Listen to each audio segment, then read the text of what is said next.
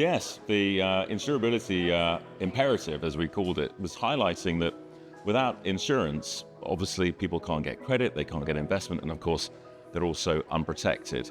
And this theme of insurability is beginning to rise up in the media, in the consciousness, but very few people know what it really means. So we were highlighting what it is that drives insurability, what means that insurers struggle to provide affordable insurance.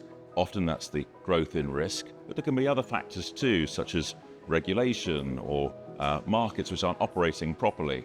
Or sometimes we need more public involvement to make insurance affordable, particularly for communities who are in vulnerable areas but perhaps are in relatively low income. So we were trying to unpack that and give corporates and even individuals a view that building a relationship with the insurance market is almost as important as building a relationship with the investment market or your creditors.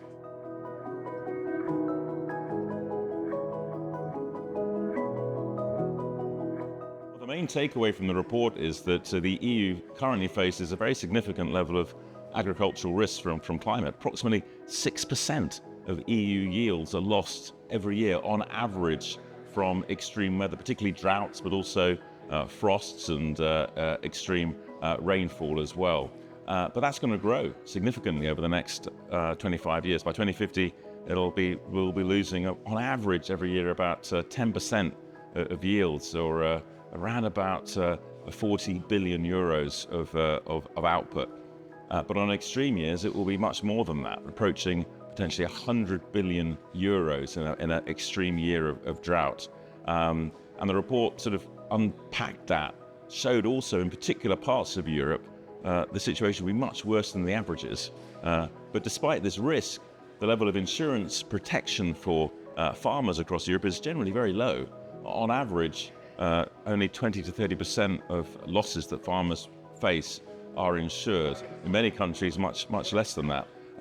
And going forward, that's going to be unsustainable. We're going to have to find ways of increasing insurance protection for farmers as part of the Common Agricultural Policy, but also we need to find ways for the EU and the member states to share risk between themselves and also use risk capital markets, including reinsurance and catastrophe bonds, to have the financial firepower available immediately when these disasters occur, so that communities can be protected. So it's a significant report that came out, and it's I think a great way that the insurance sector can provide a sort of a radar screen to help navigate the future, but also the tools and approaches to manage, reduce, and indeed share this risk.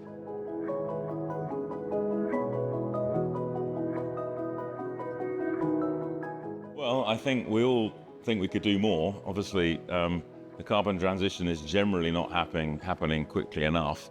Last year, we produced a report that highlighted that to support the necessary transition in energy systems and related technologies across different industries, we're going to need $10 trillion of extra insurance capacity between now and the end of the 2020s.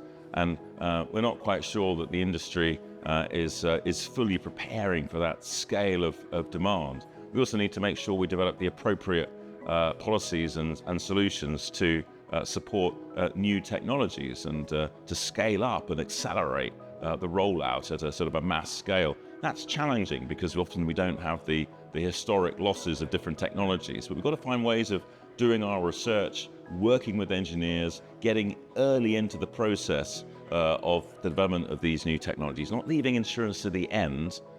And with that, I think, yes, we can play our part, both as a de-risking solution in terms of management and contingent capital, but also, of course, insurers are major investors, and there's a growing flexibility as regulators release a little bit of their rules, which have necessarily been put in place to make sure that insurers have funds available when disasters happen or when pensions become due. So, there are important fiduciary requirements and solvency requirements of insurers that sometimes limit a little bit what they can invest in, but there's increasingly a sort of an opening up of some of the flexibility for some portions of insurers' portfolios, and hopefully, yes, that can be another increased support for the transition, both low carbon as well as adaptation and resilience that we so desperately need.